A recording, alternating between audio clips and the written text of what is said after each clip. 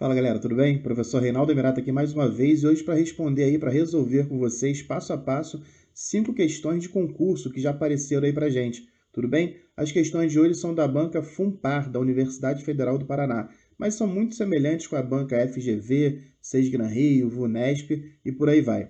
Vamos dar uma lida nessa primeira que já está aí na tela de vocês.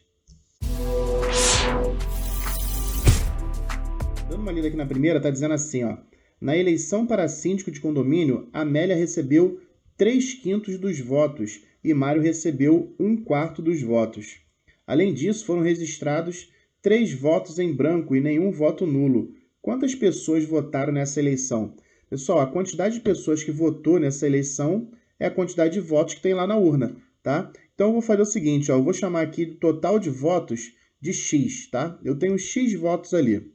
E desses X votos, eu tenho os votos da Amélia, que são quantos? A Amélia recebeu 3/5, ó. Então, 3/5 de X. Quando eu falo de X, toda preposição na matemática vai virar um sinal de vezes, né? Então, tá aqui, ó.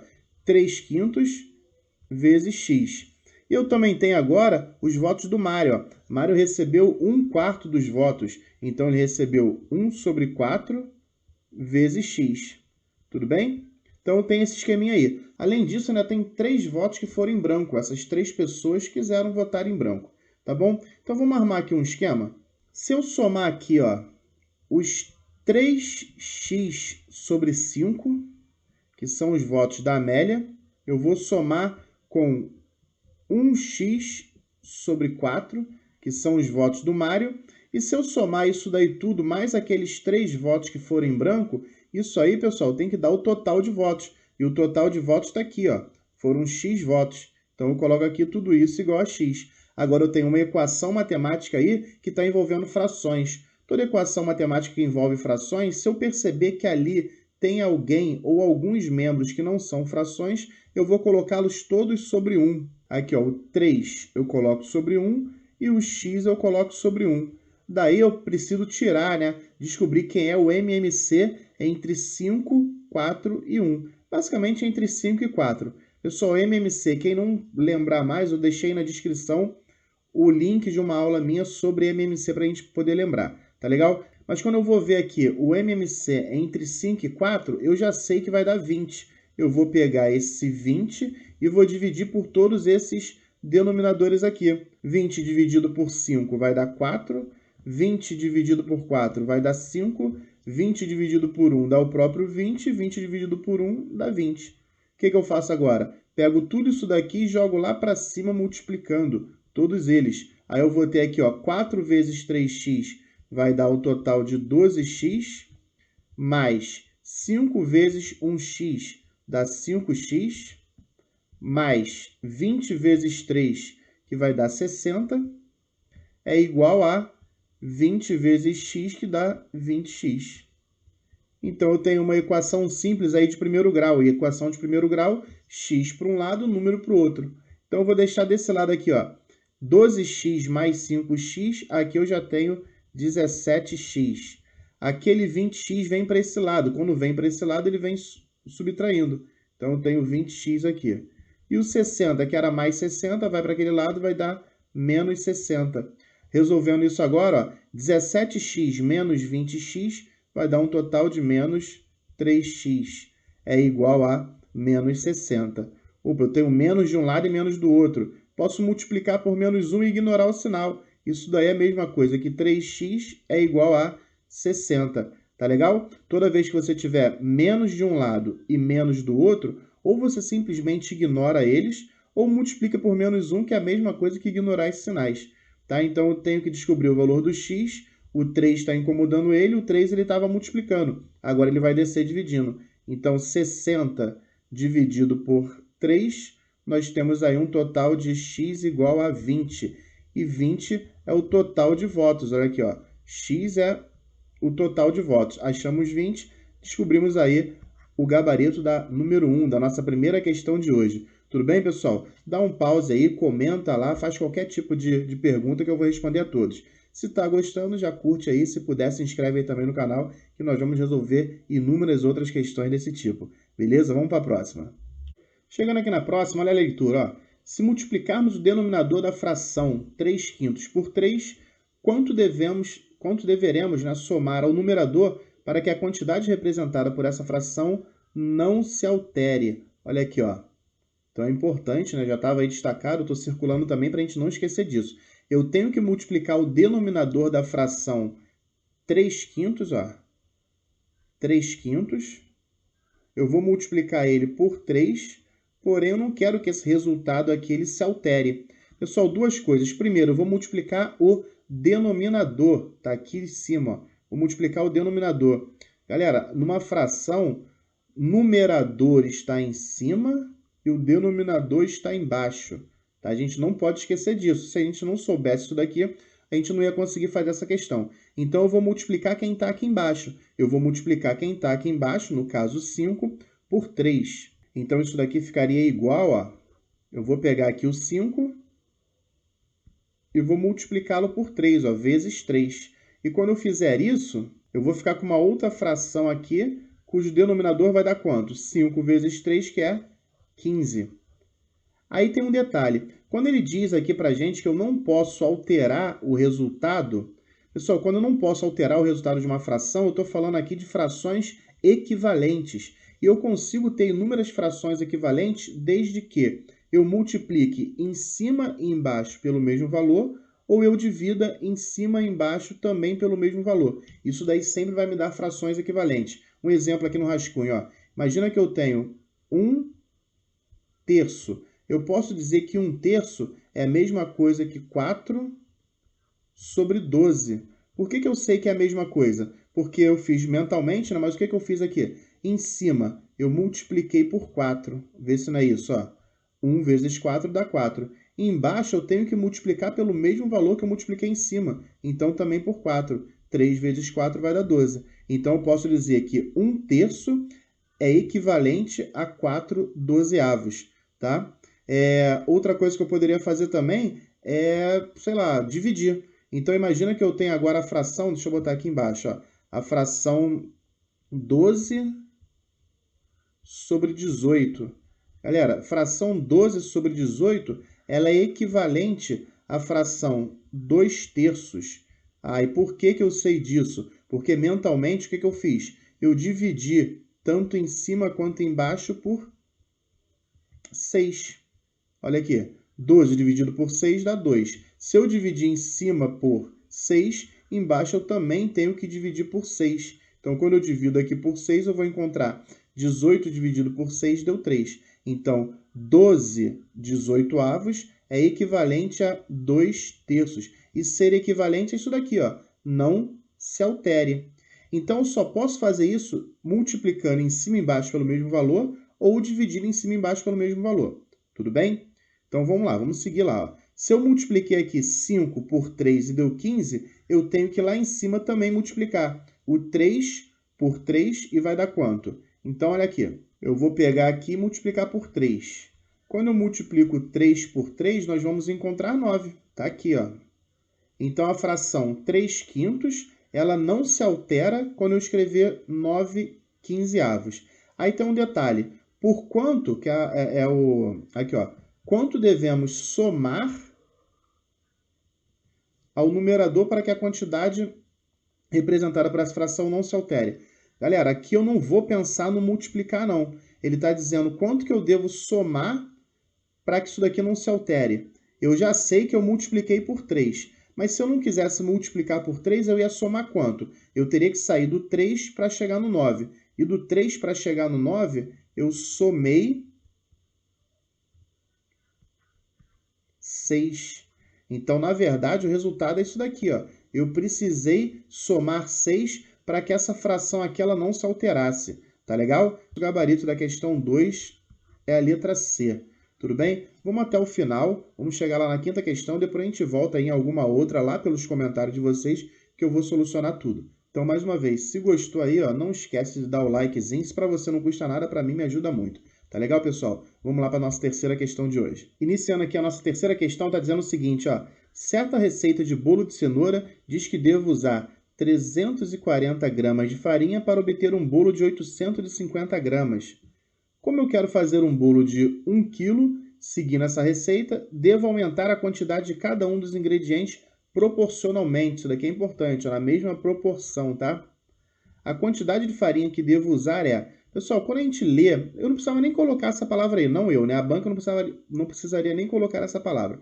Já que ela colocou, ela está te facilitando. Quando fala de proporcionalidade, nós vamos utilizar em geral aí a regra de 3. Então, o que eu posso fazer agora? Eu vou só separar aqui duas colunas, ó, farinha e bolo. E vou, nessas colunas aí, embaixo delas, né, eu vou colocar cada informação. Olha aqui, certa receita de bolo de cenoura diz que devo usar 340 gramas de farinha. Então, esse 340 eu vou botar aqui embaixo de farinha, ó, 340. Para obter 850 gramas de bolo. Então, aqui é bolo, 850 gramas. Como eu quero fazer um bolo de 1 kg, opa, falou em bolo, essa coluna aqui, essa segunda coluna. E aqui está a massa dele, né? Vai ser 1 kg. Galera, só tem um detalhezinho aí que a gente tem que prestar muita atenção e muita gente vai cair nisso. Aqui embaixo eu não vou botar 1. Por quê? Porque essa coluna aqui eu estou falando em gramas. Aqui também, ó, aqui eu estou falando em gramas. Então eu tenho que colocar tudo em gramas e aqui também tudo em gramas. Se eu tenho 1 kg, 1 kg são quantas gramas? Olha, o K significa 1000, né? Então, quando eu leio aqui a letrinha K, eu entendo 1000. Logo, 1 kg significa 1000 gramas. Então, aqui eu vou colocar 1000 e não 1, tá? Talvez essa daí era a única, não é pegadinha, mas era a única coisa que você poderia se distrair nessa questão. Devo aumentar a quantidade de cada um dos ingredientes proporcionalmente. A quantidade de farinhas que devo usar então eu quero saber a quantidade de farinha, por isso que eu coloquei aqui o X. Se a regra de 3 aqui, eu preciso multiplicar cruzado. Óbvio que anteriormente você teria que saber se a regra de 3 ela é diretamente proporcional ou inversamente proporcional. É muito simples. Se eu tiver mais farinha, eu consigo fazer mais bolo. Então, se eu tenho mais farinha, eu faço mais bolo. A regra de 3 ela é simples e diretamente proporcional. Eu preciso apenas multiplicar cruzado, ó. Multiplicando tudo isso daqui cruzado. Antes disso, eu vou só cortar esse zerinho daqui, ó. Esse zero aqui com esse zero daqui. Tá? Para facilitar um pouquinho. Eu poderia até continuar a simplificação. Ó. O 85 e o 1000, eles são divisíveis por 5, pelo menos, né? Poderia fazer isso daqui também, já que na hora da prova a gente vai estar sem nenhuma calculadora, sem nenhum outro instrumento para fazer esses cálculos. Mas não vamos fazer isso não. Eu vou multiplicar cruzado aqui direto. 85 vezes x vai dar 85x. Tudo isso daí vai ser igual a 34 vezes 1000, que dá 34.000. Então, a quantidade de farinha aí, ó, que é a quantidade X, vai ser 34.000 dividido por 85. E quando você fizer essa divisão aí, você vai encontrar um total de 400, pessoal. Então, X é igual a 400 gramas de farinha. E 400 gramas de farinha é a nossa letra B. Tudo bem? Então, questão aí de regra de 3, muito importante, todo o concurso isso daí vai cair, tá? Então, estuda a regra de 3, que é um dos assuntos mais importantes aí para os concurseiros. Tudo bem, pessoal? Mais uma vez, quem não curtiu ainda, faz isso agora e se inscreve aí no canal. Vamos para a nossa quarta questão de hoje. Chegando na nossa quarta questão, está dizendo o seguinte: o preço do almoço no restaurante Oriente é de R$ 12,00 por pessoa. Para incentivar os clientes a almoçarem todos os dias em seu restaurante, o gerente desse estabelecimento lançou a seguinte promoção: compre um carnê com 20 vales almoço e pague apenas 17 almoços. 3 almoços são cortesia da casa. Nesse caso, um cliente que compra o carnê pagará por cada almoço o valor de... Pessoal, então, nesse caso aqui, eu primeiro tenho que saber quanto que está custando um carnê. Tá? Então, até botar aqui, ó, carnê. Ele vai custar o seguinte, ó, 17 almoços vezes o preço de um almoço, né? Se eu vou pagar, ó, pague apenas 17 almoços e cada um vale 12, então eu vou multiplicar aqui, ó, 17 vezes 12. E quando eu fizer essa multiplicação aí, eu vou saber quanto que custa ali, né? Quantos reais custam o carnê. Então, 17 vezes 12, nós vamos encontrar 204.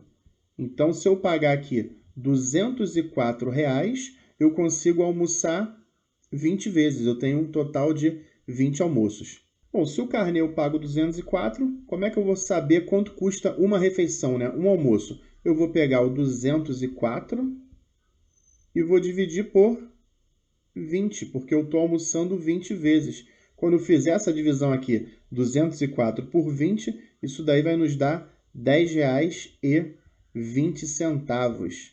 Tudo bem, pessoal? Então, essa daí foi bem simplesinha, ó. Letra B é o nosso gabarito, R$10,20. Então, agora sim, vamos lá para a nossa última questão de hoje. Quinta e última questão de hoje diz assim, ó. Hoje, a razão entre as idades de dois irmãos é 5/3. Se o irmão mais velho tinha 10 anos quando o mais jovem nasceu, qual a idade do irmão mais velho hoje? Pessoal, então é questão de razão em proporção, tá? Aqui já está falando de razão, né? Então você vai entender que essa questão aqui, ela vai envolver razão em proporção.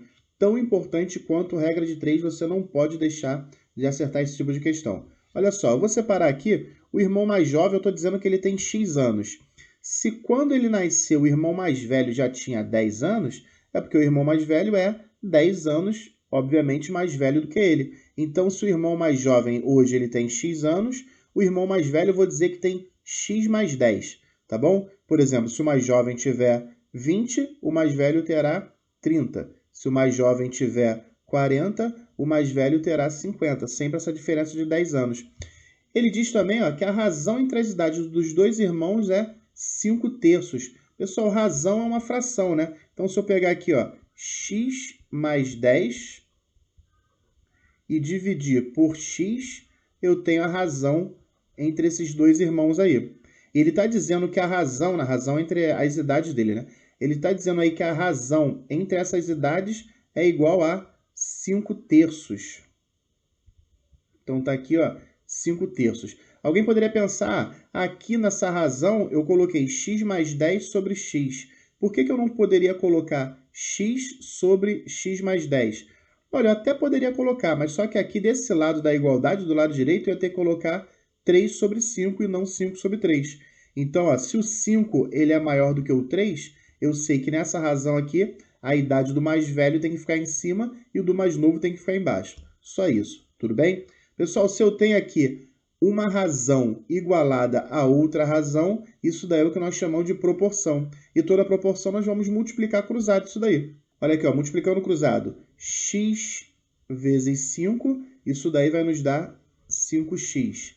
Tem que ser igual a 3 vezes x mais 10. Pessoal, então é o 3 que vai multiplicar x mais 10. Vamos lá resolver isso aqui então? Eu tenho que tirar aquele parênteses dali. Tudo que não está envolvendo esse parênteses eu vou repetir. O 5x igual... Para eu tirar esse parênteses daqui, eu tenho que aplicar a distributiva. 3 vezes x vai dar 3x. 3 vezes mais 10, isso daí vai dar 30. Equação de primeiro grau. Equação de primeiro grau, x para um lado e número para o outro. Desse lado aqui, ó, 5x menos 3x, tudo isso é igual a 30. Então, desse lado que eu tenho 5x menos 3x vai dar o total de 2x. 2x é igual a 30.